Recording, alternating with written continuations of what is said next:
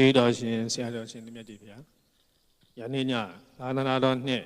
2566နှစ်ကောဇာတက္ကရာ1384ခုနှစ်တပိုးတယ်လာဇန်17ရက်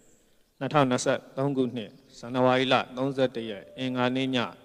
ဓမ္မဒါနကုသိုလ်ရှင်များဖြစ်ကြသောနှစ်ဖက်တော်မိဘများကိုယေရှုမှုထား၍ USA နိုင်ငံနေဥမိုးကျော်ကျော်ဒေါ်နန်းဆန်လှိုင်းသားဆန်ရဲထက်သမီးနမ်းမြတ်နိုးကျော်မိသားစုပွန်နာရန်အောင်ရီမွေးနေ့လူဦးတန်းဝင်းမိသားစုဆရာလေးဒေါ်ဟေမဝါနဲ့ထိုင်ဝမ်နိုင်ငံမြန်မာကရုဏာလက်များအဖွဲ့ဦးသက်ထွန်းဒေါ်ခင်မာမြင့်မိသားစုမိခင်ကြီးဒေါ်ကျင်တိအမှုထား၍ဒေါက်တာအေးအေးငွေအေးအေးတန်းမိသားစုခင်မွန်ကြီး7ပါးအမှုထား၍ခေတ္တစင်ကာပူနိုင်ငံနေကိုစောမင်းတန့်မတိတာလိုင်းမိသားစု10နှစ်မြောက်မင်္ဂလာနှစ်ပတ်လည်အလှဦးချင်းမိထေဒေါ်ချိုချိုသမီးဒေါ်ပူပူတိတ်ဒေါ်ခင်စိတ်ဝင့်ဦးအောင်သူဖြိုးဦးထက်အောင်ဒေါ်စင်စင်မာမအိတ်ချိုထွန်းမြေပန်စုပြည့်မိသားစုရေစကြိုမြို့နေကွယ်လွန်သူဖခင်ကြီးဦးလှဆောင်ဒေါ်ခင်အေးတရားရုံးချုပ်ရှိနေဦးမော်နီအားယေစုကြီးဦးအောင်မိုးဒေါ်လေးစုမိသားစုကွယ်လွန်သူဖခင်ကြီးဦးမင်းစင်အားယေစုကြီးကိုရဲလင်းဦးမတင်းတင်းနွယ်ရွှေနဒီအလောက်ကုန်မိသားစုရန်ကုန်မြို့နေဦးကျော်ထွန်းအားယေစုကြီးဒေါ်စိန်စိန်မိသားစုသမီးလေးဖူးမြတ်ပွင့်မောင်ဤ4နှစ်ပြည့်မွေးနေ့အလှမန္တလေးမြို့နေ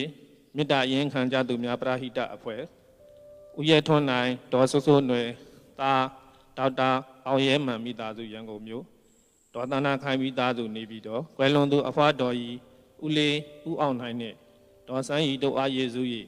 ဦးစိုးဝင်းဒေါ်ကျူကျူမိသားစုဦးသက်တင်အောင်ဒေါက်တာအေးနွယ်သမီးစုမြတ်သက်တင်မိသားစုရှင်မြတ်မမိသားစုတို့မှစုပေါင်းဆင်ရင်ကျင်းပပြုလုပ်အပ်သောအွန်လိုင်းဓမ္မသဘင်နဲ့ဆက်လျင်၍ကျေးတော်ရှင်ပမခချုပ်ဆရာတော်ဘုရားကြီးမှတရားဒေသနာတော်များဟောကြားချိမြင့်ပေးသနာတော်မူပါယံဘုရားတွေ့တော်ခြေတော်သုံးခါ၍ယူသေးစွာလျှောက်တာအပ်ပါသည်ဗျာ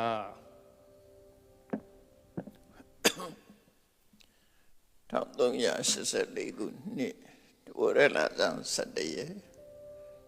2023ခုနှစ်ဇန်နဝါရီလ31ရက်အင်္ဂါနေ့၌အွန်လိုင်းမှာဟောကြားအပ်သော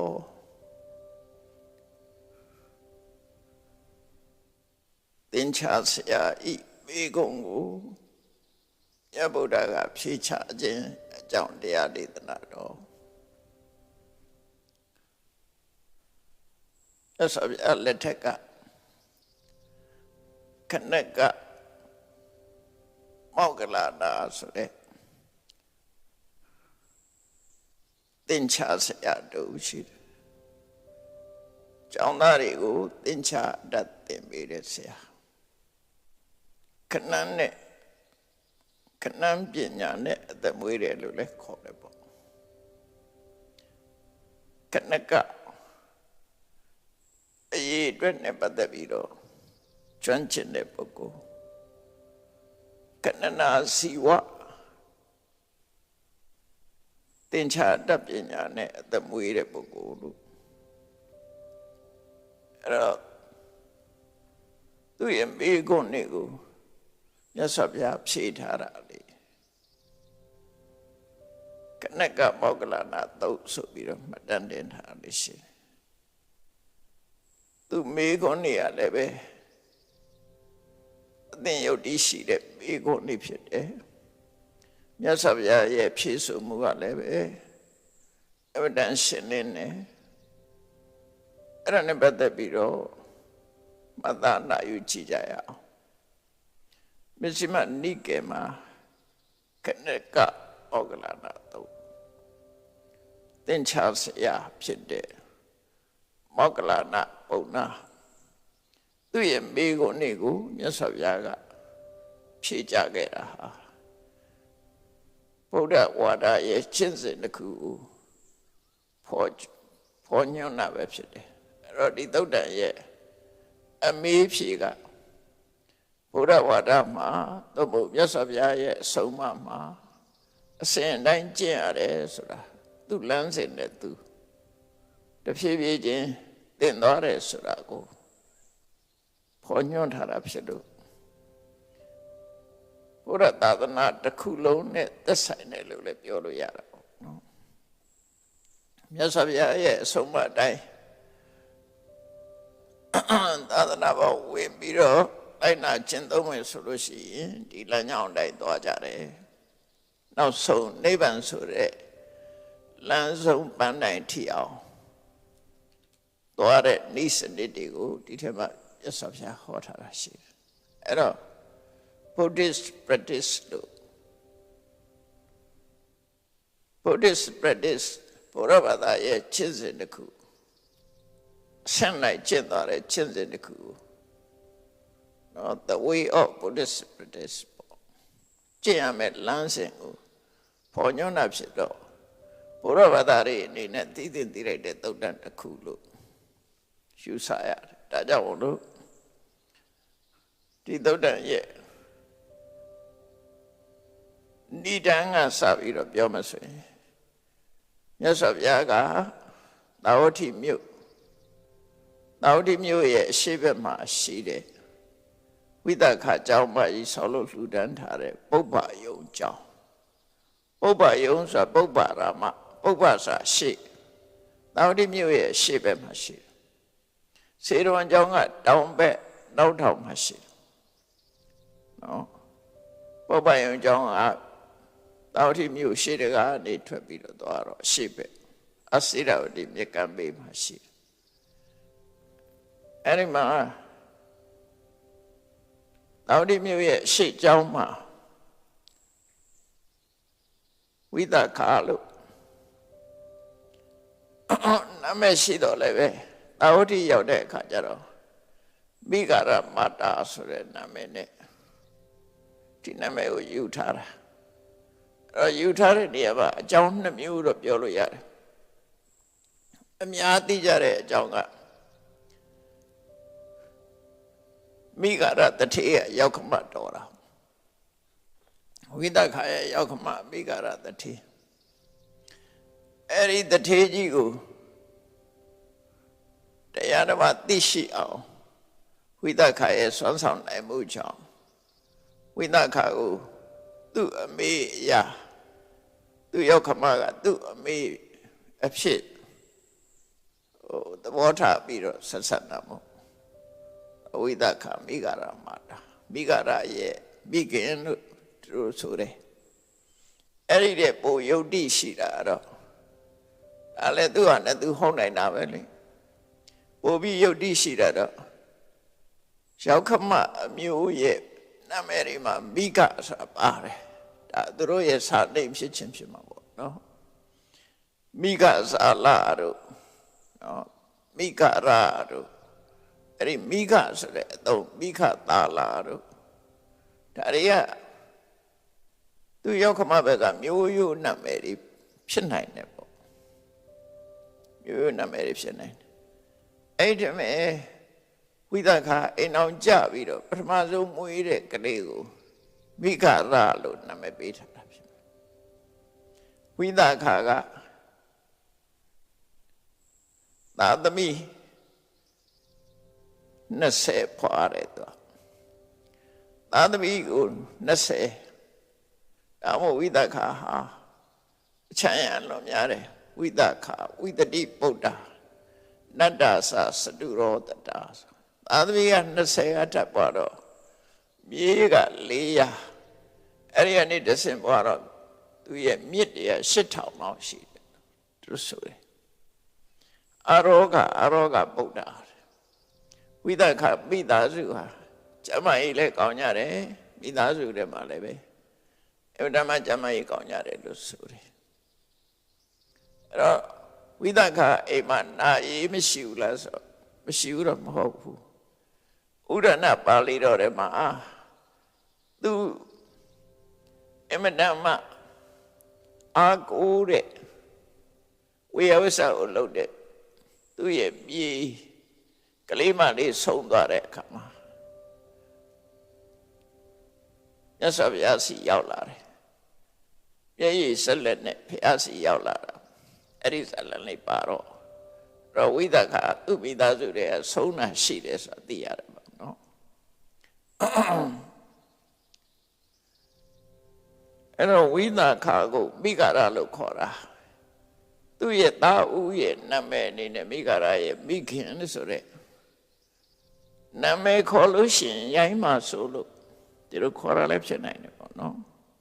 အဲ့တော့သူဆောက်လုပ်တဲ့ပြတ်သက်ကြီးကိုလည်းမိဂရမာတုပါတာဒမမပြေမှာကပြတ်သက်လို့ပြောလိုက်တာနဲ့တပြိုင်နက်အချွန်တက်တွေပဲသွားမြင်နေသူတို့အဲ့ဒီမှာဆောက်တာတော့ချွန်တက်တွေနဲ့ဟုတ်ဖို့မရအချွန်တက်ပါရင်ကုဒါခါရတာလာလို့ခေါ်တယ်အုတ်တိုက်ပဲဖြစ်ပါတာရဆိုတာပမာအသုံးတွေကလွဲနေတယ်လို့ထင်ရတယ်ပေါ့နော်ပါတာရဆိုတာသူတို့အိန္ဒိယနိုင်ငံမှာအုတ်နဲ့တိဆောက်ထားပြီးတော့ရှင်းရှင်းလင်းလင်းအုတ်တိုက်ကြီးတွေဆောက်ထားတယ်အဲ့ဒါတွေကိုပဲပါတာရလို့ခေါ်ကြတာများဒီမှာတော့ပြတ်သက်လို့ပြောလိုက်တာ ਨੇ အချွန်နေတက်တွေနဲ့အဲ့ဒါတွေပဲသွားပြီးတော့မျက်စိနဲ့မြင်နေပါတာရဆိုတဲ့စကားလုံးကအိန္ဒိယလာတဲ့စကားလုံးပဲသူရဲ့ပါတာရကပါဠိလင်းလင်းချင်းချင်းနဲ့ကြည်ပြောရှိပြောရှိတဲ့အဆောက်အဦလို့ဒီလိုဆိုကောင်းဆိုလိုက်ဟုတ်လင်းချင်းနဲ့တော့ပါတာရကိုသူတို့အတန်နဲ့ဆိုပရာစာဒပါကပရဆိုတဲ့အတန်နဲ့ထွက်တယ်ပရာစာဒအဲ့ဒီပရာစာဒကိုပြမကပြတ်သက်လို့ခေါ်လိုက်တာ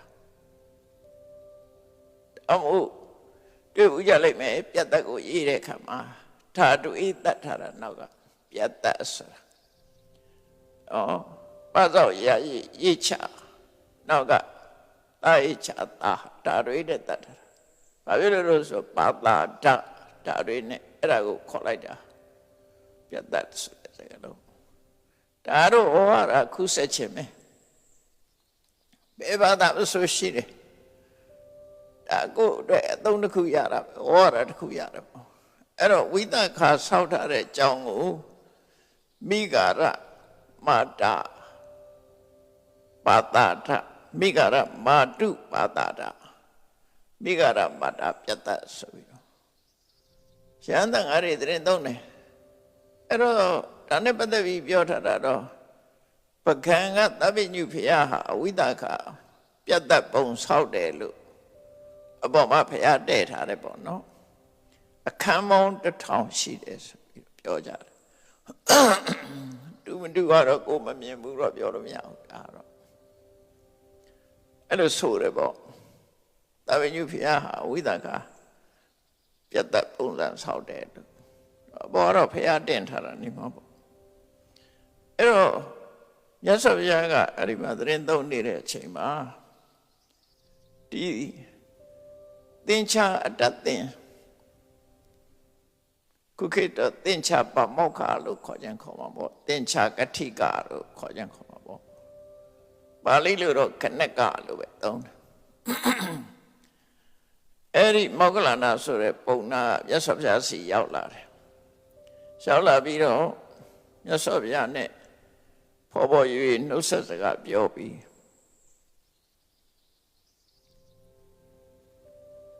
တနေ့မှထိုင်အဲ့တော့ဘုရားစီလာကြတဲ့ပုဂ္ဂိုလ်တိုင်းကဘုရားကိုဝှချတာမဟုတ်ဘူးဒီသင်္ချာဆရာကြီးကလည်းဘုရားစီရောက်လာပြီးတော့ရှင်ကြီးပဲနှုတ်ဆက်စကားပြောပြီးဘုရားရှိမှထိုင်နေတာအဲ့တော့သူဝှချခြင်းမှချမှာပေါ့အဲ့တော့ဘုရားစီရောက်လာတိုင်ဘုရားဘာသာလည်းမဟုတ်ဘူးသူကြိုက်တယ်လို့ထိုင်တယ်အဲ့တော့သူလာပြီးတော့ဘုရားနဲ့လာတွေ့တဲ့သဘောပဲမိတ်ဆွေသဘောမျိုးလာတွေ့တာဟိုလိုနှစ်ချိုက်ကြီးရှ िख ိုးဥချပြီးတော့ထိုင်တာမဟုတ်ဘူးစကားစပြီးပြောနှုတ်ဆက်ပြီးတော့ဒါဘုရားလည်းပဲဖော်ရွေတယ်သူကလည်းဖော်ရွေတယ်မြတ်စွာဘုရားဖော်ရွေတယ်ဆိုတာ မြတ်စွာဘုရားနဲ့ပတ်သက်ပြီးပြောထားရှိတယ်။မြတ်စွာဘုရားဟာမိဟိတပုပ္ပင်ကမစကားပြောတော့မယ်ဆိုပြုံးပြီးပြောလို့ရှိတယ်။အေဟိသောကတဝါရီဘယ်သူပဲရောက်လာစိတ်ပြတ်မသွားဘူးဘုရားစီရောက်ရင်ဖောဖောရွရွလာပါထိုင်ပါမြတ်စွာဘုရားလို့ပြောတယ်ဒုက္ခတမ္ပါတာစကားပြောဖို့ရအမှန်တမ်းလွယ်တယ်ဘုရားဆိုပြီးတော့မမနာကြီးတစ်ခွဲသားနဲ့ဒီလိုနေတာမဟုတ်ဘူးဘုရားနဲ့တွေ့တဲ့အခါမှာဖောရွတယ်လို့ဆိုလို့ပေါ့နော်အဲ့ဒီစကားလုံးလေးတွေရှိတယ်အဲ့တော့ဒါကြောင့်ဘုရားစီကိုလာကြတယ်ဘုရားဘာသာမှလာတာမဟုတ်ဘူးဘုရားဘာသာမဟုတ်လဲလာတယ်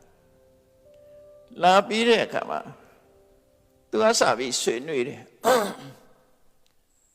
အရှင်ဂေါရမတဲ့ဟောဒီကတ္တကျောင်းဆောင်ကြီးဟာလုပ်ငန်းနဲ့ပြောမယ်ဆိုရင်အဆင့်ဆင့်လုပ်ထားတာပဲဖြစ်တယ်ဖောင်ဒေးရှင်းချပြီးတော့အဆင့်ဆင့်ဒီပြတ်သက်ကျတက်တာနော်အဆင့်ဆင့်လှုပ်ထားတဲ့လုပ်ငန်းစဉ်ရှိတယ်တဲ့နောက်ပြီးတော့ကျွန်ုပ်တို့ပုံနာတွေမှာလည်းပဲပြမနာတွေမှာလည်းပဲဖေးတင်သင်ကြပေးတဲ့အခါမှာအဆင့်ဆင့်သင်ကြပေးတာရှိတယ်သူအတန်းလိုက်ပေါ့နော်အဆင့်ဆင့်သင်ရတယ်တဲ့တခါလေးအတက်သင်တဲ့မြားပြစ်လေ့ကျင့်တဲ့ကြောင့်တွေကလည်းပဲသူအဆင့်ဆင့်ပဲသင်ရတယ်တဲ့ကျွန်ုပ်တို့သင်္ချာသမားတွေကလည်းပဲသင်္ချာသင်လို့ရှိရင်နဲ့အဆင့်ဆင့်ပဲသင်တယ်သူအဆင့်နဲ့သူသင်သွားတာ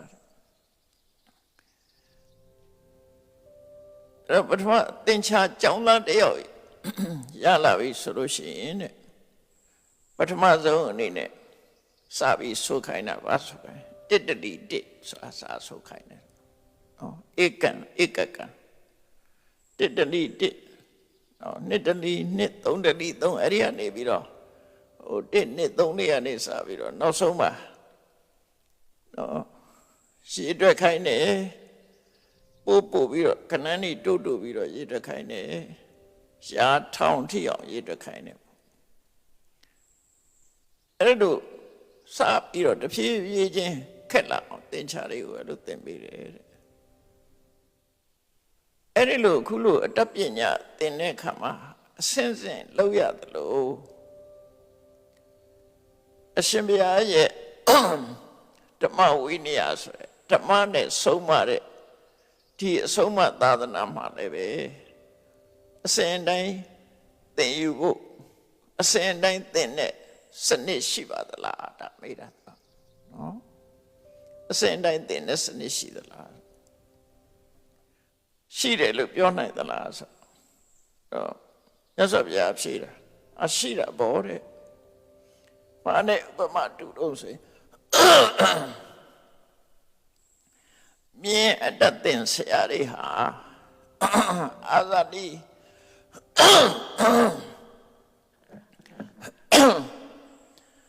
အာဇာတိမြင်မျိုးကောင်းရလာပြီဆိုလို့ရှိရင်ပထမဆုံးစကြဝဠာနေစာပြီးတော့သင်ပေးတယ်မြင်နိုင်မှုရဇက်ကအဓိကပေါ့နော်ဒါကြောင့်မြင်ပါဇက်ထဲမှာတန်ချက်တန်ရိုးထည့်ပြီးတော့အဲ့ဒီမြင်ကိုပထမဆုံးသင်တယ်အဲ့ဒါကစာသင်တယ်ခိုင်နေဟိုသွားတိသွားစကြဝဠာပြီးတော့မြတ်စွာဘုရားကမုခဒါနလို့ခေါ်တယ်စကြဝဠာနေစပြီးတော့ခိုင်းသမျှလှုပ်တော့ဘယ်လောက်ထိအောင်ခိုင်းလို့ဆိုရင်ဆရာတွေကမြင်းကိုပြရခိုင်းတာတွေတို့ဂျာဘဲပေါ်ပြေးတာတွေထိအောင်နောက်ဆုံးမှမြင်းတက်တဲ့နေရှိတယ်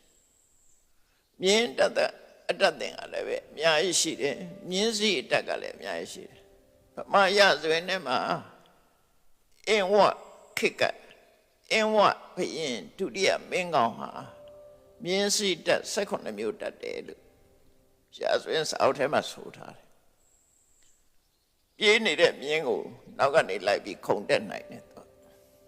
အဲ့လောက်ထိကျွမ်းတယ်ပေါ့မြင်းပြေးနေတော့မတက်ရတယ်ပြီးတော့မြင်းကြောပေါ်မှာစီးရင်မြင်းပိုက်အောက်ကနေလှည့်ပတ်ပြီးတော့ကြောပေါ်ပြန်တက်တယ်အဲ့ဒါတော့ကျွမ်းတယ်လို့ပြောတာပေါ့ဟိုကလှမ်းနဲ့လှမ်းထိုးရင်သူကမြင်းအောက်ဝတ်လိုက်တယ်မြင်းပိုက်တော့ပတ်တော့ဝတ်လိုက်တယ်တော့အဲ့လိုဒုတိယမင်းကောင်ဆိုတဲ့ဘုရင်ဟာမြင်းစီတက်18မျိုးတက်တယ်လို့အဲ့လိုဆိုထားတာရှိတယ်အဲ့တော့မြတ်စွာဘုရားဥပမာအနေနဲ့ပြောတာ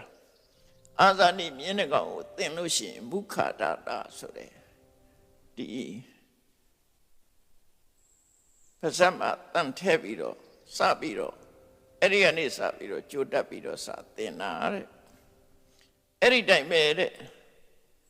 ဆုံးမရမယ်တပြည့်တူရလို့ရှိရင်တို့ကလည်းပဲအစင်တိုင်းပဲသင်တယ်ကျောင်းသားသိရောက်လာလို့ရှိရင်ဘာစားဆိုတော့မြတ်စွာဘုရားသင်္မုန်ကြီးပြတာအေဟိတွန်ဘိက္ခုသီလဝဟောဟိသာသနာ့ဘောင်ဝင်လာပြီဆိုလို့ရှိရင်လာမင်းပထမဆုံးကိုကျင့်သီလနဲ့ပြည့်စုံဒီလိုကျင့်နော်ကိုကျင့်သီလနဲ့ပြည့်စုံဒီလိုကျင့်ပါတိမောက္ခသံဝရတံဥတောပါတိမောက္ခသံဝရတံဥတောဝိဟရဟိကိုကာဝဲဆောင်ရှောက်ပေးနေနဲ့ကိုချင်းတရားတွေနဲ့ထိမ့်သိမ်းဆောင်ရှောက်ပြီးတော့နေအာစာရခောစာရတပ္ပနောကိုလို့ရမယ့်အလုပ်ကိုလုပ်ကိုရဲ့နေပဲအတွင်းမှာပဲနေအာစာရခောစာရဆိုတာအာစာရဆိုတာကိုလိုက်နိုင်ရမယ့်အချက်ခောစာရဆိုတာကိုရဲ့နေပဲအဲ့တော့လောကမှာကိုတဲ့ပဲနဲ့ကိုနေရတာဘုန်းကြီးကလူတွေလှုပ်ထဲသွားရှုပ်ရင်အဲ့ဒါခောစရာမဟုတ်တော့ဘုန်းကြီးကဘုန်းကြီးနယ်ထဲမှာပဲနေဘုန်းကြီးလှုပ်သူတို့ဆိုလိုတာပေါ့နော်ကုံတယ်ကလည်းကုံတယ်လှုပ်ပဲလှုပ်လဲသမားလည်းလဲသမားလှုပ်သူများတဲ့ဝေမရှုပ်နဲ့လို့ဆိုလိုအဲ့ဒါအာစရာခောစရာတမ္ပနောနော်ကိုလုံးမဲ့အလုပ်ကိုလုံးကိုရဲ့ဘောင်တွင်းမှာပဲနေလို့ပြောတာဘောင်မကြောစေနဲ့ဒါသိအရေးကြီးတာပေါ့ဘောင်ကြောပြီဆိုရင်ပြဿနာတက်မှာပဲလေဘုန်းကြီးကလူလှုပ်သွားလို့ရင်ကဲခံမှာပဲဒါသိကြတယ်အဲ့တော့ဘုန်းကြီးကဘုန်းကြီးလှုပ်ဘုန်းကြီးဘောင်ထဲမှာပဲနေကိုလုံးမဲ့ကိစ္စကိုလုံးဒါကိစ္စမနုယုံစားကိုကိစ္စပဲကိုလုံးအောင်နော်လို့ဆိုလို့ကိုလုံးမဟုတ်တော့ဝင်းရှုံရင်မရအဲ့တော့မြတ်စွာဘုရားသာသနာ့ဘောင်ယဟန်တော်ဝင်လာရင်မင်းသီလနဲ့ပြည့်စုံနေအဲ့သီလဆိုတာပฏิဘောခလာတဲ့သိက္ခာပုဒ်တွေတိုင်းကျင့်ရမှာကဓာရိပြီးတော့ကိုယ်ဘောင်အတွင်းမှာပဲကိုနေသူများနဲ့ပဲကိုမခုနဲ့အာစာရခောစရတမ္ပနောအနုမတိတုဝိသေတုပိယတတ္တဝိသမရယသိက္ခတိသိက္ခာဝရိတုသတ်မှတ်ထားတဲ့ဥပဒေစည်းကမ်းတွေပေါ်မှာအသေးဖွဲရစပြီးတော့မချိုးဖောက်နဲ့အသေးဖွဲရစပြီးတော့အပြစ်လို့ရှုမြင်ပြီးတော့နေအသေးဖွဲရစပြီးတော့အပြစ်မှန်သမျှကိုဘေးရအန္တရာယ်တစ်ခုအနေနဲ့ကြည့်ရှုပြီးတော့နေရမယ်အဲ့ဒါစာသင်တာပဲအဲ့ဒီလိုနေထပ်ပြီးဆိုတဲ့အခါကျတော့တဆင့်တက်တယ်သီလနဲ့ပြည့်စုံပြီယန္တိလုံးဝမဲ့လုပ်ကိုလုပ်တတ်လာပြီယန္တိရဲ့အနေထိုင်ဘောင်တွင်းမှာပဲနေတယ်သိက္ခာပုဒ်နဲ့ပတ်သက်ပြီးခရူးဆိုင်တက်လာပြီဆိုရင်နောက်တစ်ဆင့်တက်ယဟန်လာဒီနေ့ကနေစပြီးတော့မျက်စိနာနာလျကာယလို့ခေါ်တဲ့ဓဝရ6ပါးအိန္ဒြေ6ပါးတကားလုံအောင်ဆောင်လူရဲ့ခန္ဓာကိုယ်မှာတကား6ပေါက်ရှိတယ်မျက်စိကနေပြီးတော့ဒါတင်စားပြီးတော့သုံးတဲ့တကားပေါ့ထိုးဆိုတကားဆိုတင်စားပြီးတော့သုံးတယ်မျက်စိကနေပြီးတော့ဆင်းအာယုန်တွေဝင်လာမယ် မျက်စိကမြင်တာကိုပြောတာနော်နားကအတန်လေးဝင်လာမယ်နှာခေါင်းကအနတ်ဝင်လာမယ်လောကမှာမျက်စိနဲ့မြင်ရတဲ့အဆင်းရှိတယ်နားနဲ့ကြားရတဲ့အတန်ရှိတယ်နှာခေါင်းနဲ့နှမ်းရှူရတဲ့အနံ့ရှိတယ်လျှာနဲ့သိရတဲ့ရတာရှိတယ်ခန္ဓာကိုယ်နဲ့ထိတွေ့ရတဲ့အထိတွေ့ရှိတယ်စိတ်ကူးကြံစည်ရတဲ့အာယုန်တွေရှိတယ်အဲ့ဒီအာယုန်တွေဟာဒီ द्वार ကနေစဉ်စဉ်ပြတ်ဝင်နေမှာပဲဟုတ်တယ်လေလူဆိုတာပဲရှိတာ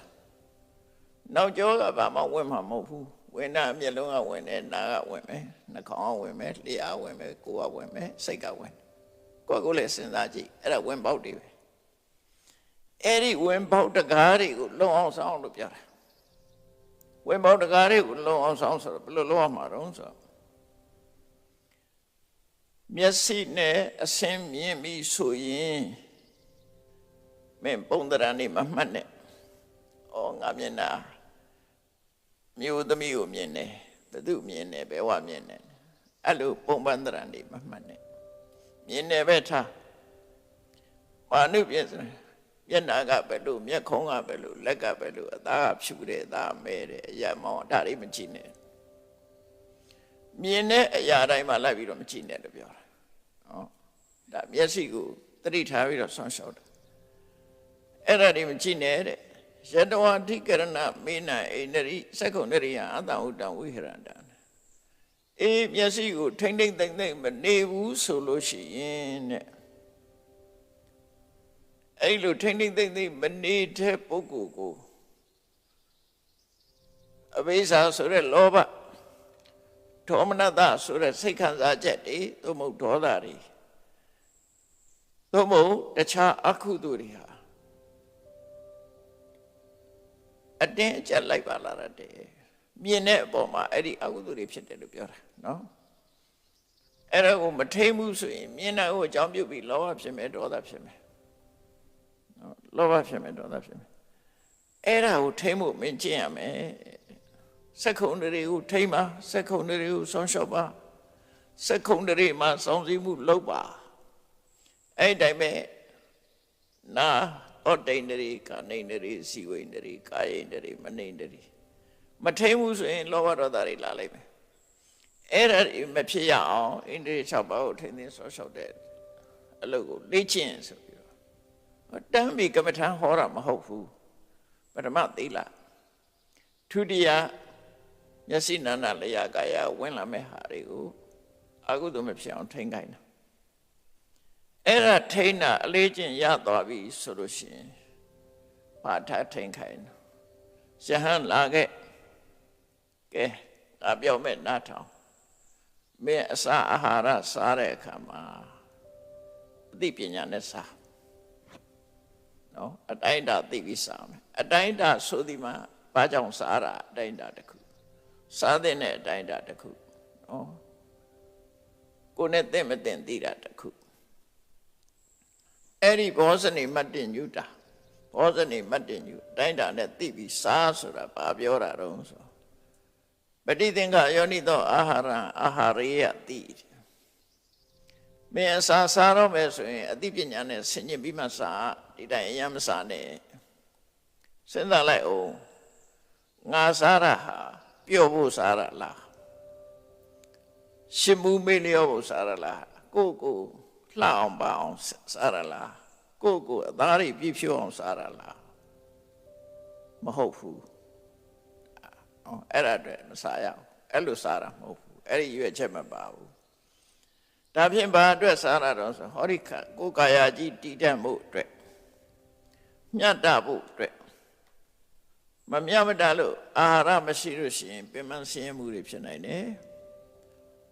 မြတ်သောအကျင့်ကိုကျင့်နိုင်ဖို့အထောက်အကူဖြစ်ဖို့သာစားရမယ်ကိုယ်စားတာအဲ့ဒီအတွက်စားတယ်လို့နှလုံးသွင်းပြီးတော့စားအဲ့ဒီလိုစားခြင်းဖြင့်ပုရဏိသဝေရဏပฏิဟင်္ဂါမိမစားခြင်းကြောင့်စားလောင်မှုသိဂက်စထရိတ်ဖြစ်တာတွေပါတွေအကုန်လုံးအဲ့ဒီယောဂလည်းမဖြစ်စေရဘူးပြောက်ရမယ်နဝိသဝေရဏနောက်ပါတိတာပြီးစားခြင်းကြောင့်အလွန်အကျွံစားခြင်းကြောင့်ဗိုက်တင်းပြီးအစာမကြေယောဂဒါမျိုးတွေနဲ့ဖြစ်စေတယ်တိုင်းတာတစ်ခုနဲ့စား ယန္တရာစမေဘဝိတ္တိနဝိဇ္ဇတာစာဖာသူရတော့စာငါစားခြင်းကြောင့်နေလို့ထိုင်လို့လည်းကောင်းရမယ်နော်အလုံးမကြောမစားရင်နေလို့ထိုင်လို့ထွင်းစားပြီးတော့အိပ်ရတယ်လဲအိပ်ရတာမျိုးမဖြစ်စေတော့ပိုက်လေးပြီးတော့အိပ်ရတယ်လဲအိပ်ထားတော့အဲ့ဒါဒီနေရာမှာအစာကြည့်တဲ့ပုံနာတွေအကြောင်းလည်းရေးလေးရှိကြတယ်ပေါ့နော်အဲ့ဒါမဲ့အဆိုးဆုံးကတော့ဘာလို့ဆိုရင်ဗုဒ္ဓဝမိကဒီအာဟာရဟထတို့အာဟာရဟထဆိုထမင်းစားပြီးမထနိုင်တော့ဘူးထမင်းပွဲလာပါအောင်ဆွဲထုပါအောင်ဆိုတာဖြစ်ရတယ်ဖိုက်လေးလုံးအချင်းအဲ့လိုပုံကူမျိုးတွေအဲ့ဒါမျိုးတွေမဖြစ်စေနဲ့လို့စားပြီးတော့သင်ပေးရမယ်တဲ့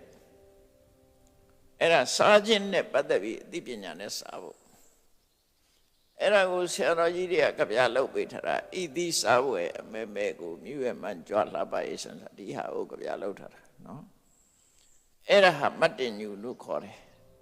အသိဉာဏ်နဲ့စားတာအဲ့ဒါကိုသင်ပေးရမယ်တတိယအဆင့်အနေနဲ့အဲ့လိုသင်လို့တတ်သွားပြီဆိုတော့သရုဋ္ဌအဆင့်အနေနဲ့ဗာသင်ရမှာတော့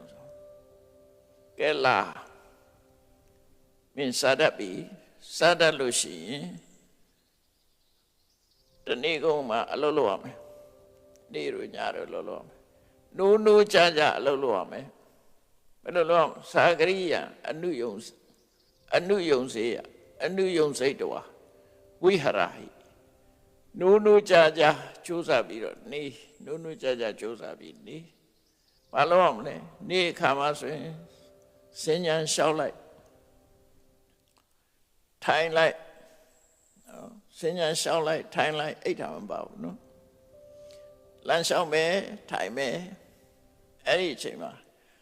ကိုယ်စိတ်ထဲမှာဝင်ရောက်ပြီးနှောက်ယှက်လာတဲ့လောဘဒေါသစတဲ့နိဝရဏတရားတွေကိုရှင်းထုတ်ရမယ်မဖြစ်အောင်ထိရမယ်ရှင်းထုတ်တယ်မဖြစ်အောင်ထိရညကြတော့၃ပိုင်းခွဲလိုက်တယ်ပထမယံအခု6နှစ်ရနေပြီးတော့10နှစ်လောက်ထိဒါပထမယံခေါ်တယ်10နှစ်ဟိုဘက်2ချက်ထိုးလောက်ထိအောင်ပစ္စည်းမယံလို့ခေါ်တယ်2နှစ်ဟိုဘက်ကနေပြီးတော့ပစ္စည်းမယံလို့ခေါ်တယ်ညကိုယံ3အပိုင်းချ3ခုနဲ့သတ်မှတ်လိုက်တယ်အဲ့တော့ညအခါမှာပထမယံဆိုလို့ရှိရင်စဉ္ညာသွားထိုင်နေပါလို့တလို့ပဲလို့မစ္စည်းမယံရောက်တဲ့အခါကျတော့မင်းအပန်းပြေးပြီးတော့အိပ်ပုံအိမ်နေတောင်သင်ပေးထားတာလက်ရဘက်ကိုစောင်းပြီးတော့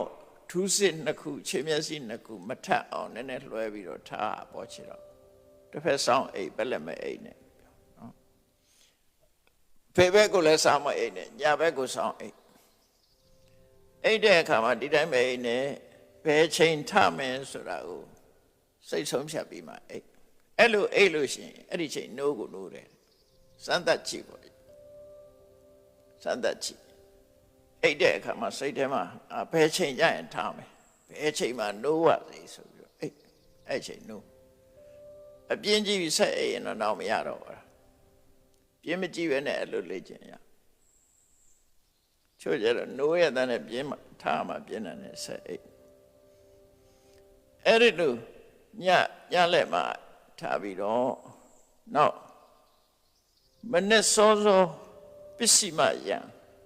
နှစ်ချက်ကြော်တဲ့ချိန်မှာ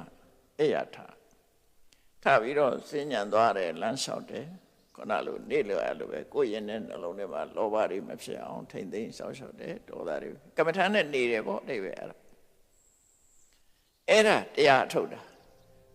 တရားအထုတ်တဲ့အချိန်တွေကိုဒါ time table ပဲနော်စိတ်ဓာတ်တွေမှာ time table ဆွဲရင်အဲ့တိုင်းပဲဆွဲရမှာ4 နာရီတော့အိတ်ခွင့်ရှိတယ်နိုင်ငံသားတွေကအဲ့ဒီစီကံတွေ့တဲ့အခါကျတော့သူတို့ကငယ်ငယ်လေးတဲ့တင်တာလူတယောက်ဟာ8 နာရီအိတ်မှကျမ်းပါတယ်လို့ထင်4 နာရီလောက်တင်အိတ်ရမယ်ဆိုနည်းနည်းတွန့်သွားဒါပေမဲ့သူတို့တရားအထုတ်ရင်နောက်လုံးဝမအိပ်ဖဲတော့နေသွားတယ်ကျမ်းမကြီးမထိခိုက်ဘူးဆိုတာသိသွားတယ်နောက်ကျတော့မထိခိုက်သူတို့သင်ထားတာနဲ့တတော်စီဖြစ်နေသူတို့ကလူတယောက်ဟာတနေ့ကို8 နာရီအိမ်မှာစံချိန်မိတယ်ပေါ့အဲ့လိုဆိုတာအခုမြတ်စွာဘုရားစနစ်အရာကြတော့အဲ့လောက်မအိပ်ရဘူးလို့ဆိုလို့ အဲ့ဒါလေးချက်ဒီလိုသင်လိုက်တဲ့အခါသူအလေးကျင့်ကောင်းကောင်းရသွားပြီဆိုနောက်တစ်ဆင့်တက်နောက်တစ်ဆင့်တက်တော့ဗာသင်တော့ဆိုလာကိုရောတတိအတိနဲ့နေဘာလို့လို့ကိုရောတတိထားလို့အတိနဲ့လို့တတိထားမှသိတာဖြစ်တယ်တတိကဘာလို့တာတော့ဆိုကိုလုံးမဲ့အလုပ်ပေါ်မှာတတိကတ်ထားလိုက်ဘာလို့တယ်ဆိုတာသိနေရလူတွေမှာစဉ်းစားကြည့်လေထိုင်းနေတယ်ဆိုတာထိုင်းနေတယ်လို့သိမှမသိတာဘယ်နှခါသိတော့ကိုကထိုင်းနေတောင်တွေမြောက်တွေတွေးအိတ်နေရောသိလားမသိဘူးကိုတွေးခြင်းတဲ့နေရာတွေးနေကိုဘာလုံးနေတယ်ဆိုတာသိကိုမသိတာမသိဘူးသိတယ်ထင်မနေနဲ့နော်ကိုဘာလုံးနေတယ်ဆိုတာသိကိုမသိတာလူကသာထိုင်နေတာစိတ်ကတခြားရောက်လုံးနေတာနဲ့သိနေတာနဲ့တခြားစီဖြစ်နေအဲ့တော့ဘာနဲ့တူတော့ဆိုအိမ်ငကားတွေဖွင့်ပြီးရှောက်လဲနေတာနဲ့တူခန္ဓာကိုယ်နဲ့တတိကမကတ်ဘူးဖြစ်နေအဲ့ဒါကိုပြန်လေ့ကျင့်တာခင်ဗျာပြန်လေ့ကျင့်ခိုင်းတာအဲ့တတိတမ္ပစေညာလေ့ကျင့်တာလို့ခေါ်တယ်အဲ့တော့လူကတွေးကြံတွေးငေးကြံငေးတတ်တဲ့ဝါသနာရှိတာကိုတွေးကြံတွေးငေးကြံငေးနေမှာဆိုလို့လာတတိအတိနဲ့နေရှေ့ကိုခြေလန်းနဲ့နောက်ကိုဆုပ်တယ်မဆုပ်ခင်အတိထားရှေ့ကိုခြေလန်းတော့မယ်တတိထားနောက်ကိုဆုပ်တော့မယ်တတိထားပါရှိတော့အမှန်တမဲ့မဆုပ်လိုက်နဲ့လူတွေသွားကြရှိရုပ်တရက်ထားတော့မယ်ဆိုတော့မသိဘူးလေရှေ့ခြေလန်းနဲ့ဆိုလည်းမသိဘူးနောက်ဆုပ်တဲ့ဆိုလည်းမသိလိုက်ဘူးကိုယ်စောနဲ့ကိုယ်ပဲတယ်လီဖုန်းလာတဲ့ဆိုထားတော့တယ်လီဖုန်းလာတဲ့အာယုံပေါ်မှာရောက်နေကိုဘာလုပ်တယ်ဆိုမသိဘူးနော်အဲ့ဒါကြောင့်အဘိက္ခန္တိပဋိက္ခန္တိရှေ့ရွှေ့တယ်ဆိုလည်းသိနောက်ရွှေ့တာဆိုတော့လည်းသိရမယ်ဒါတစ်ချက်နောက်တစ်ခုကဘာလို့ဆိုအာလောကိတေဝိလောကိတေကိုကြည့်တာတောင်မှပဲတတိအသိနဲ့ကြည့်ငါဘာကြည့်တာလဲအဲ့ဒါလည်းသိအောင်လုပ်ကြည့်တာမသိလိုက်ဘူးလေမြင်တဲ့လူပဲသိတာဘသူလာတဲ့ဒါပဲသိတာ तू ကြည့်တယ်ဆိုတာမသိဘူး तू ကြည့်လို့မြင်တယ်ဆိုတာမသိဘူးနောက်တစ်ခုကဘာလို့ရမှာတော့ဆိုရင်လက်ကွေးတာခြိကွေးတာလက်ဆန်တာခြေဆန်တာကိုယ်လက်လေးပဲကိုကွေးခြင်းတို့ကွေးမှာလို့မဟုတ်ဘူးမကွေးခင်ကကွေးခြင်းနဲ့စိတ်ဖြစ်တယ်သိအောင်လို့ဆန်လို့ရှိရင်လည်းဆန်ခြင်းနဲ့စိတ်လေးအရင်ဖြစ်တယ်အဲ့ဒါလည်းတတိနဲ့အတိနဲ့လုံးတယ်တတိလည်းရှိရမယ်အတိလည်းရှိရမယ်တတိဆိုတာတော့ကိုယ်ဘာလုပ်တယ်ဆိုတာမှတ်ရတာအတိဆိုတာကြတော့ဘာချောင်လုပ်တယ်ကိုလုပ်တဲ့နေရာအနေနဲ့ကင်းရလားဆိုတာတွေပါသိတာအနေနဲ့မကင်းလို့အဲ့ဒါတွေတတိမထားသည့်အတွက်ကြောင့်ရေချိုးကနေချော်လဲတာတို့ဟိုနာချော်လဲတာဒီနာချော်လဲအဲ့ဒါဖြစ်တာအဲ့ဒါအတိတတိမဲ့သွားတာပေါ့နော်အဲ့ဒါတွေကစာပြီးသိရမယ်တဲ့နောက်တစ်ခုကဘာတော့အဝတ်အစားပြင်ဝတ်ထားတို့ဘုန်းကြီးတွေကြတော့သင်္ကန်းပြင်တာတပိတ်ကိုင်းတာသိရအဲ့ဒါမသိလို့ရှိရင်ဒါကတပိတ်ကိုင်းတာမဟုတ်ဘူးသူကမောကျင်ရမော့ခလုတ်တိုက်တပိတ်ကြကွယ်ခွက်ကြကွယ်စွန်းကြပကံကြကိုယ်စိတ်ကတခြားရောက်လာကိုယ်ဘာလုပ်နေတယ်ဆိုတာမသိဘူးခွက်ကိုင်းနေတယ်လည်းမသိဘူးအဲ့လိုနဲ့ကွယ်ပေါင်းများထားနော်အဲ့ကြောင့်အဲ့ဒါလည်းတတိအတိနဲ့ကြံရမယ်နောက်တစ်ခုကဘာတော့ဆိုအတိတိပိတိခာဣတိတာဣတိအတိတဆိုတာစားတာပိတဆိုတာတောက်တာ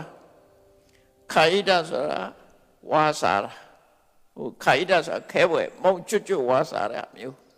အတိတကထမင်းစားတာထမင်းစားတာခဲပွဲဝါစားတာရေတောက်တာတာဣတဆိုတာရက်စားရက်တယ်လို့ရှာနေရက်တာအဲ့ဒီကိစ္စတွေမှာလည်းငါဘာလုပ်နေတယ်ဆိုသိရမယ်နော်ဘာလုပ်တယ်ဆိုသိရမယ်နောက်တစ်ခုကျတော့ကုံပြောမယ်တွိုင်းလက်ထက်ဝင်သိဥစ္စာရပတ္တဝကံမိဥစ္စာရပတ္တဝကံမဆိုတွိုင်းလက်ထက်ဝင်တာကိုလည်းသိတော့ကျမအေးအနေနဲ့ပြောမယ်ဆိုလို့ရှိရင်လေကိုနောက်ဖိနောက်ပြီးသွားတဲ့အခါမှာဘာအိမ်အောင်သွားတာလဲတတိထားကြည့် စီးသွားတဲ့အခါဘာရောက်သွားတာလဲသတိထားကြည့်အဲ့ဒါတတိမထားလို့ယောဂရပြီဒုက္ခရောက်သွားတဲ့လူတွေအများကြီးရှိတယ်ဥပမာဝန်းနေရ +2 တွေအနဲ့တွေသွားနေတဲ့ဆိုရင်အဲ့ဒါအစာအိမ်သွေးကြောပေါက်နေတယ်သွေးတွေသွားတယ်ဆိုရင်တော့အစာအိမ်သွေးကြောနဲ့မဆိုင်ဘူးအပြင်မှာဖြစ်တာ+2 ဆိုရင်အနဲ့တွေသွားနေပြီကတ္တရာစီလို့နဲ့တယ်ဆိုရင်အဲ့ဒါအရေးကြီးနေပြီဒီသွေးကြောပိတ်မှာမပိတ်ရင်မရအဲ့ဒါမျိုးစီဆိုရင်အယောင်တွေကဘာဖြစ်နေတယ်ဆိုတာနော်စီကြိုရှိမှတတိထားမှာမဟုတ်ဘူးတတိထားမယ်နောက်တစ်ခုကဘာတော့ဆိုလို့ရှိရင်ကတိထိတိနိသိဏိသုတ်တိသဂရိတိဘာတိတိတုံနိဘဝေသွားတဲ့အခါဖြစ်စေရက်တဲ့အခါဖြစ်စေထိုင်တဲ့အခါဖြစ်စေအိတ်တော်မဲ့အခါဖြစ်စေအိယာကနိုးလာတဲ့အခါဖြစ်စေစကားပြောပြီဆိုတဲ့အခါဖြစ်စေတိတ်တိတ်နေတာပဲဖြစ်စေအလုံးသိနေငါတိတ်တိတ်နေတာဘာနဲ့တိတ်တိတ်နေတာငါဘာတွေတွေးနေလဲစကားပြောတယ်ငါဘာတွေပြောလဲအဲ့ဒါနဲ့ပတ်သက်ပြီးတော့လေ့ကျင့်ခံလုပ်ရမယ်လို့ဓမ္မသတိပဋ္ဌာန်သုံးမှာလည်းအတိုင်းဟောတာပဲနော်အဲ့ဒါတတိကောင်းခြင်းရင်အတိညာစဉ်းစားတတ်ခြင်းအဲ့ဒီဟာလေ့ကျင့်ရမယ်အဲ့တော့ကမ္မထံအထုတ်တယ်ဆိုတာဆင်းဆင်းသွားတာနော်ဆင်းဆင်းသွားတာအဲ့ဒါတွေဘလို့ပဲနဲ့ကြောပြီးတော့ထွက်သွားလို့ကတော့ဖောင်ဒေးရှင်းမချပဲနဲ့တိုက်ဆောက်တယ်လို့ဖြစ်နေအဲ့ဒီလိုတတိတမ္ပစဉ္ညာနဲ့ပြည့်စုံပြီဆိုတဲ့အခါရှေ့တက်ပြီးတော့သူ့ကိုဆုံးမကဲခုပြောတာတွေပြည့်စုံပြီ၅ချက်ရှိသွား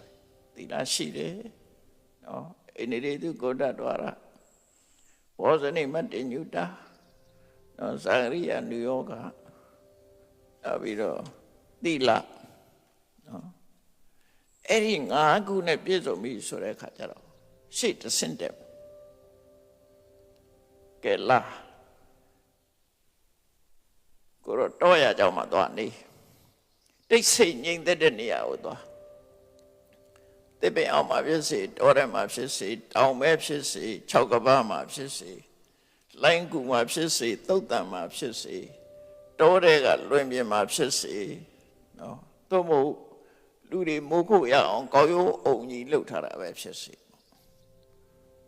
အဲ့ဒီနေရာတွေကိုသွားပြီးဘသူမှမရှိတဲ့တပင်အောက်တို့နော်တောင်ကောင်းတို့6တို့နော်ကန္တရဆို6တို့ကိရိကုဟာဆိုလိုင်းကူတို့သုတ္တနာဆို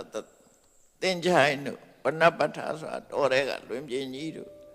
အဘောဂတဆိုလွင်တီးကောင်းတို့လာလပုံစကောက်ရုပ်ပုံတို့ကောက်ရုပ်ပုံဆိုအထဲထဲမှာဝင်းခိုလို့ရအောင်လုပ်ထားတဲ့ကောက်ရုပ်ပုံအဲ့ဒီတွေကိုသွားပြီးနေပါဆွမ်းခံပြန်လာလို့ရှိရင်ဆွမ်းခံသွားပြီးပြန်လာလို့ရှိရင်တမြင့်ခွေးထိုင်ခါထက်ကိုဖြောင်းဖြောင်းထားပြီးတော့တတိကိုနော်တတိကိုကမ္မထာအာယုံဘက်ကိုလွတ်ထားထွက်လေဝင်လေးဆိုထွက်လေဝင်လေးပေါ့ဘုရားနုဒ္ဓရိဘွားရဆိုဖျားအာယုံပေါ့အဲ့လိုသွားပြီးတော့ကိုယ်ရင်တဲ့နှလုံးထဲမှာလောဘဖြစ်ရင်အဲဒီလောဘမဖြစ်အောင်ထိန်းဒေါသဖြစ်လာတယ်ဆိုရင်ဒေါသမဖြစ်အောင်ထိန်းအိတ်ချင်စိတ်တွေဖြစ်လာရင်အိတ်ချင်စိတ်တွေကိုဖယ်ရှားအလင်းရောင်နဲ့ပွားအိတ်ချင်စိတ်ပေါလို့ရှိရင်နော်အိတ်ချင်စိတ်ပေါလို့ရှိရင်မျက်လုံးကိုပြူးနေအောင်ကြည့်လက်တွေကိုပုတ်အဲ့မရရင်မျက်နှာထတဲ့နေအလင်းရောင်ကိုကြည့်အမောင်နဲ့မနေနဲ့ငိုက်ဖြောင်းနေတွေရှိတယ်နော်နောက်ဥဒိစ္စကိုကုသအာယုန်တစ်ခုတည်းပေါ်မှာစိတ်ကပြန်လွင့်နေတယ်စိတ်ပူပန်နေတယ်ဆိုရင်အဲ့ဒါဖဲတန်တရားတွေရှိတယ်ဆိုရင်တန်တရားပြောင်းအောင်လုပ်ပြီးတော့အဲ့ဒီနိဝရဏတရားတွေကိုကိုယ်ရှင်းထုတ်ပြီးတော့နေရမယ်တဲ့ဖာနဲ့နေရမှာတော့ဆိုသမထကျင့်စဉ်တစ်ခုကျင့်ပြီးတော့တမာတိကျင့်စဉ်ကိုကျင့်ပြီးတော့နိဝရဏတရားတွေကိုရှင်းထုတ်လိုက်တဲ့ဒါစိတ်ညစ်ရပြီတရားစာထုတ်တာအဲ့ဒီကျမှတရားစာအထုတ်ဒါမြတ်စွာဘုရားလက်ထက်ကကျင့်စဉ်ပဲနော်အဲ့ဒီလိုနိဝရဏတရားတွေကိုဖယ်ပြီးစိတ်ရဲ့အညစ်အကြေးတွေကင်းသွားပြီဆိုလို့ရှိရင် အဲ့ဒီကာမဂုဏ်အာယုန်တွေကဝေးကွာခြင်းကြောင့်ရရှိလာတဲ့နှစ်သက်ခြင်းချမ်းသာခြင်းပိဋိဖြစ်ခြင်းစိတ်ချမ်းသာခြင်းဆိုတာနဲ့လွှမ်းမိုးနေတဲ့ပထမဇန်ဆိုတာကိုရရှိလာမယ်။တမာရီကောင်းလာလို့ရှင်အာယုန်တစ်ခုကိုစူးစိုက်ရှုနေတာကိုဇန်လို့ပြောတာနော်။ဇန်လို့ပြောတာအဲ့ပထမဇန်မှာခုနကောင်းကောင်းအာယုန်နေတယ်လေကွာသွားပြီမရှိတော့ဘူး။အိတ်ချင်းစိတ်လည်းမရှိဘူးဘာမှမရှိတော့ဘဲနဲ့ဒီအာယုန်လေးပေါ်မှာဆွဲမြဲသွားပြီဆိုတဲ့ခါအဲ့ပထမဇန်အဆင့်အဲ့ဒီကနေပြီးတော့ဝိတက်ဝိစာရဆိုတဲ့အတွေးစိတ်တွေကိုဖယ်ပလိုက်ဖယ်ပြီးတော့ကိုယ်စိတ်ထဲမှာကြည်နူးပြီးတော့ပိဋိဒုက္ခနဲ့ပဲနေတဲ့ဒုတိယဇန်ကိုရ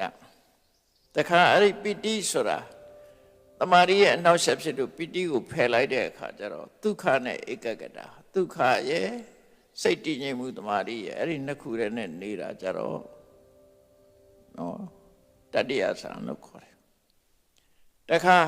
ဒုက္ခလည်းမရှိဘူးဒုက္ခလည်းမရှိဘူးဥပေက္ခလည်းမရှိဘူးဒုက္ခလည်းမရှိဘူးဒုက္ခလည်းမရှိဘူးသောမနတဒေါမနတဆိုတာတွေလည်းစိတ်ပူပန်မှုတွေလည်းမရှိဘူးဥပေက္ခဆိုတာလေးတစ်ခုပဲရှိတယ်အဲ့ဒီအမတမစင်ကြယ်ပြီးတော့တမာတိဆွမ်းအားကောင်းသွားတဲ့သရုတ်ထဆာကိုရောက်မယ်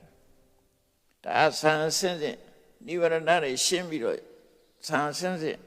တက်သွားလို့ပြောလိုက်တယ်ဒါအလုံးဟာ9ဆင့်ပေါ့နော်ဆန်းအဆင့်ကိုတစ်ခုတည်းယူရင်9ဆင့်ဆန်းအဆင့်ကို4ဆင့်ယူမယ်ဆိုလို့ရှိရင်တော့9ဆင့်ဖြစ်တော့ဟုတ်တယ်ပေါ့6ဆင့်ကနေပြီးတော့တက်လာတာနော်6ဆင့်ဆို10ဆင့်ဖြစ်သွားတာပေါ့ဆန်းတစ်ဆင့်စီသွားလိုက်အဲ့ဒီမှာမြတ်စွာဘုရားကအဲ့လိုသရုတ်ထဇန်ထီအောင်ကျင့်ခိုင်းပြီးတော့ဘာမေ့ရှိတော့ဆိုအဲ့ဒီမှာတဲ့တမာရီတွေကောင်းသွားပြီးတော့တချို့ယဟန်တွေက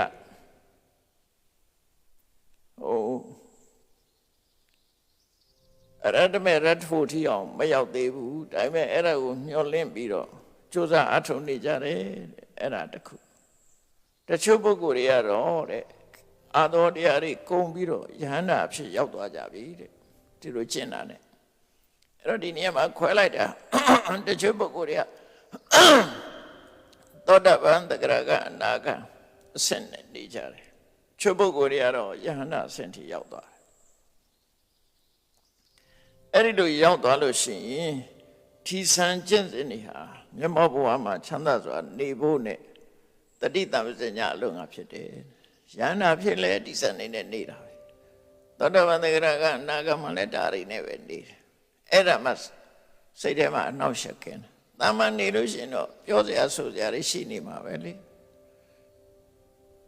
လူကအာယုန်နဲ့နေလို့ကတော့အာယုန်နောက်နေဦးမှာပဲစိတ်ကမပါတော့အာယုန်ကတော့နောက်တာပဲမျက်စိထဲမှာရှုပ်နေမှာအခုလိုဇာအာယုံကမ္မထာအာယုံနဲ့နေလိုက်လို့ရှိရင်မျက်မှောက်ဘဝမှာချမ်းသာသာနေရတာဖြစ်တယ်လို့အဲ့ဒီဆန်းအထိအောင်ပုံနာကြီးနားလဲသလောက်အဲ့ဒါလို့ရှင်းပြလိုက်တော့ထို့မှာဒီလိုချင်းစင်နေဆင်းစင်သွားတာဒါယဟန်ဘဝမှာဒီတိုင်းတက်သွားတာလို့ဆိုပြောတော့အဲ့ဒီမှာဟိုသင်္ချာဆရာကြီးကသက်စွာပြောလျှောက်တယ်အရှင်ကောရမတဲ့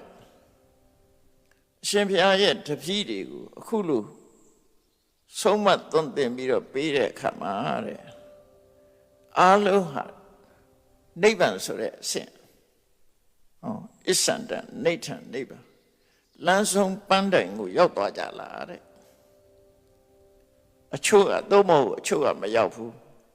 တချို့ကရောက်တယ်တချို့ရောက်တချို့ကမရောက်ဘူးလို့ဖြစ်သလားတဲ့ဆိုတော့မြတ်စွာဘုရားကဖြေတဲ့အဲ့ဒီမိကုံငါရဲ့တပည့်တွေဟာတဲ့ငါဒီလိုဆုံးမတာ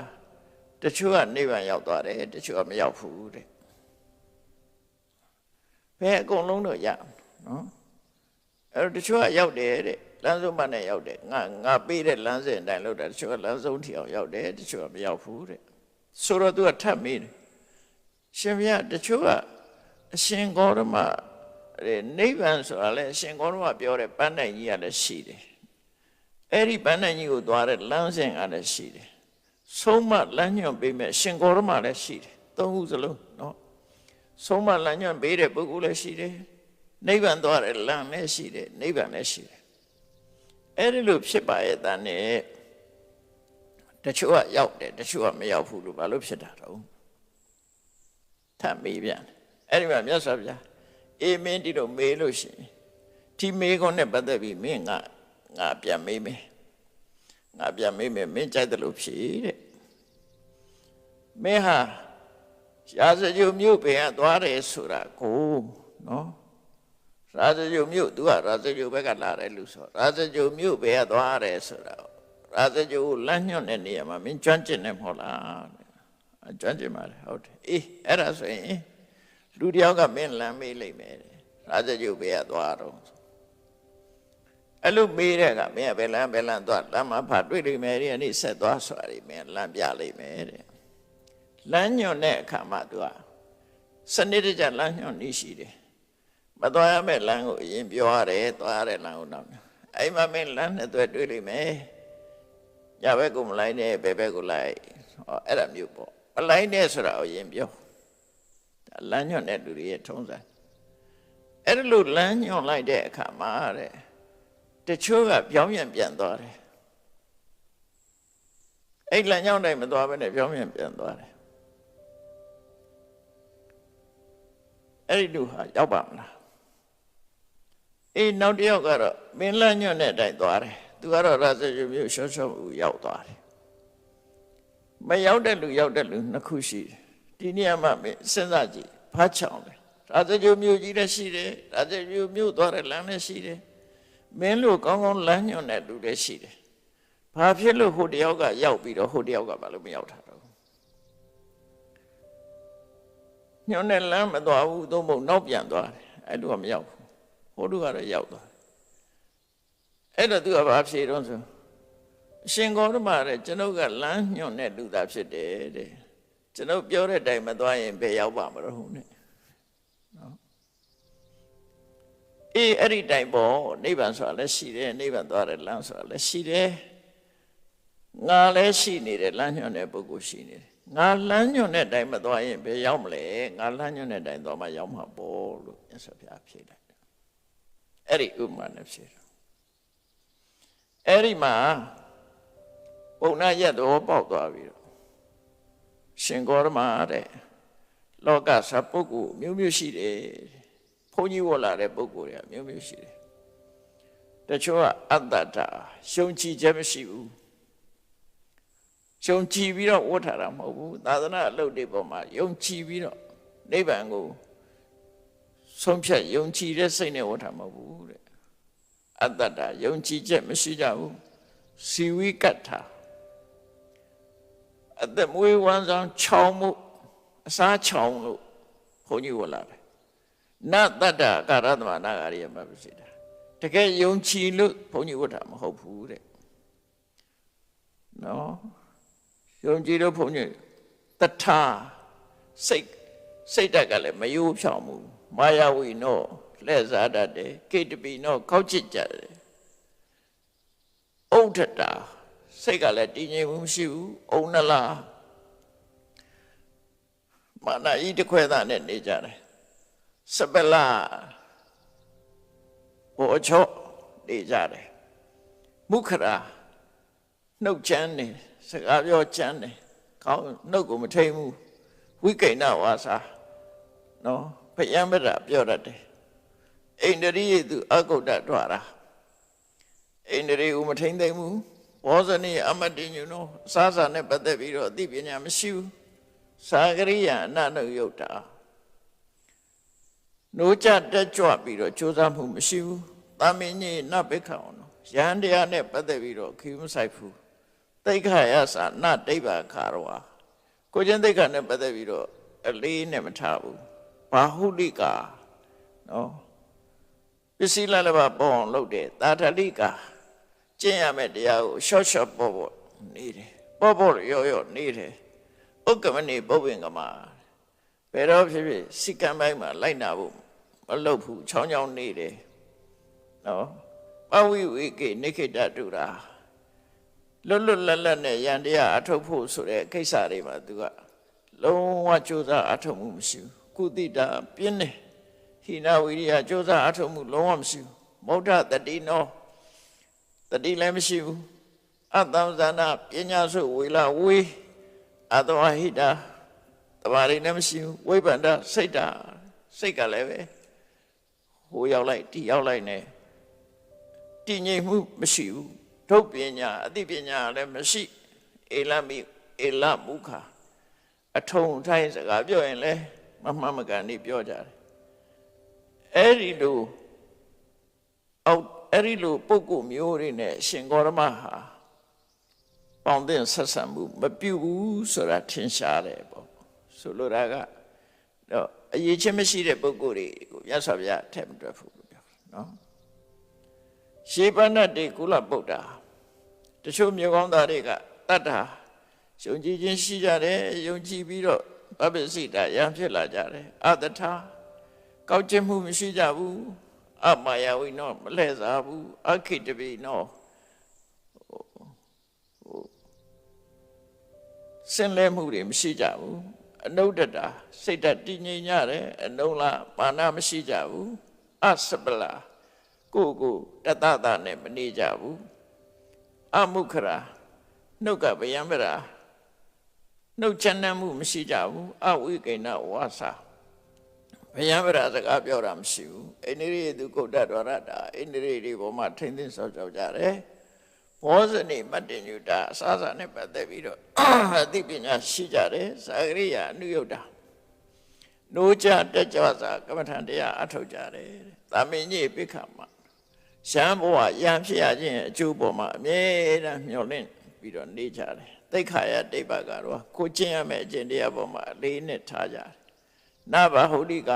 ပစ္စည်းလေးပါပေါ်မြောက်အောင်ဘယ်တော့မှမလုပ်ဘူးနတတလိကရှော့ရှော့ပေါ်စီကံဥပဒေကိုရောရဲမလုပ်ဘူးဥက္ကမဏိနိခိတထုရာဆို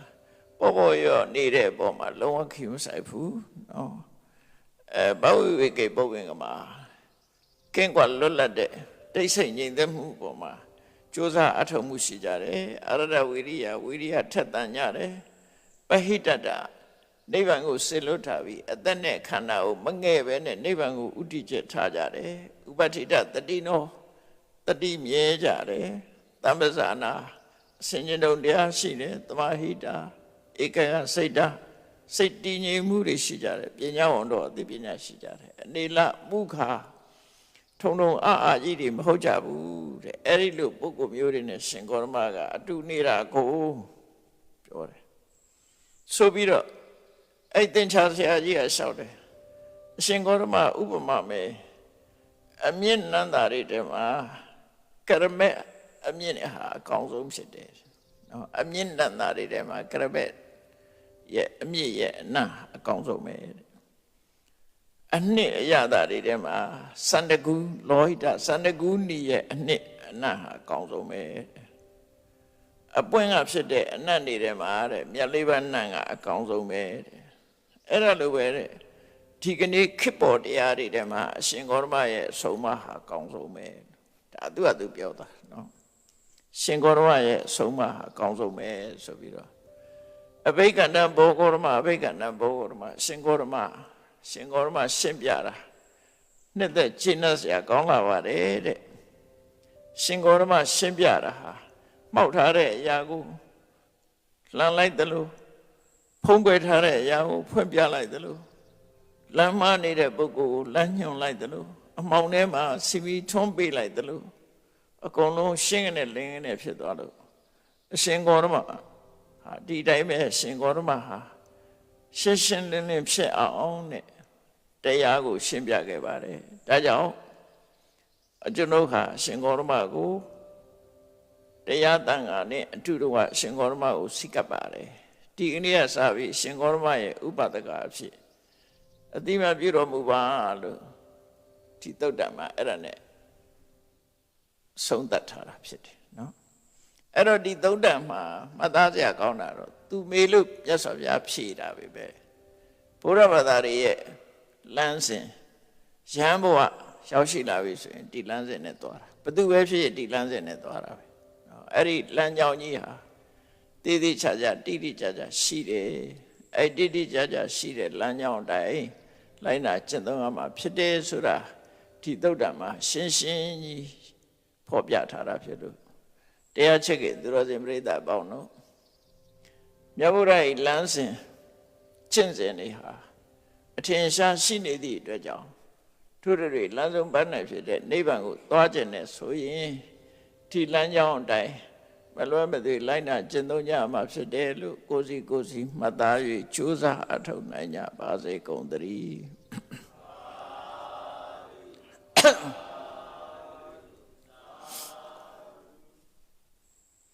ရှိစေချာအရှင်ဖေယဖေယတပည့်တော်တို့သည်ဓမ္မအတိညာရရှိမှသာလျှင်နိဗ္ဗာန်ချမ်းသာကိုမျက်မှောက်ပြုနိုင်ပါသောကြောင့်ဓမ္မအတိညာရရှိစေရန်ရှိတန်ကြလျက်ဓမ္မတပင်ဆင်းခြင်းပါပြုလုပ်ကြ၍အဝတ္တဒါန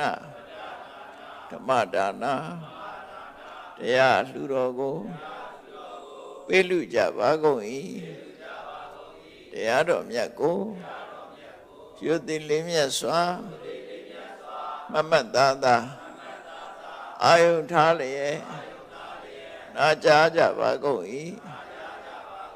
တရားတော်မြတ်ကိုတတ္တဝဝတ္ထုစုစုတို့ဖြင့်ပူဇော်ကြပါကုန်၏ယနေ့ယခုအထုတ်ပြုလုပ်ကြရသောဤကောင်းမှုဤကုသိုလ်စုစုသည်နိဗ္ဗာန်ချမ်းသာ၏အကြောင်းထောက်ပံ့ဖြစ်ပါစေတည်းဤကောင်းမှု၏ဖို့ပါကကိုအမိအဖအဖိုးဖွာဆွေမျိုးညာတိတို့အားကုသိုလ်အမြတ်ဝေငှပါကုန်၏သာသနာတော်ဆောင်နှင့်လောကဆောင်နှင့်တို့အားကုသိုလ်အမြတ်ဝေငှပါကုန်၏31ဘုံခြင်းဤကုန်သောလုံးစုံများစွာတတ္တဝါတို့သည်ကုသိုလ်အမြတ်ကိုယ်စီရကြကုန်သည်ဖြစ်၍ကိုယ်စိတ်နှဖျားချမ်းသာကြသည်ဖြစ်ကြပါစေကုန်သတည်း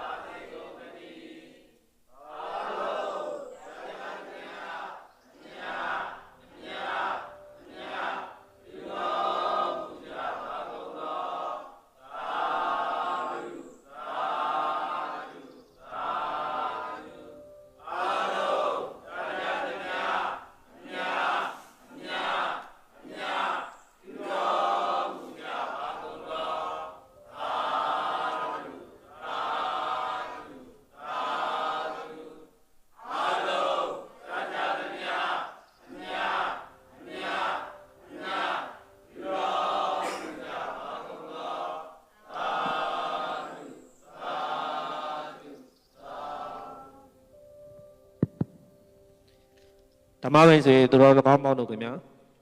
ကျေးဇူးတော်ရှင်ပါမောက္ခချုပ်ဆရာတော်ဘုရားကြီးအွန်လိုင်းအထူးတရားပွဲများကိုခိတ္တခဏနားပြီဖြစ်ပါတယ်ပြန်လည်ဟောကြားမိရအားဓမ္မမိတ်ဆွေအပေါင်းတို့သိရှိနိုင်ရန်အတွက်ပြန်လည်ကြီးညာပေးမိဖြစ်ပါသောကြောင့်နိဗ္ဗာန်ကျိုးမြော်ရေးနှိုးဆော်အပ်ပါသည်ခင်ဗျာ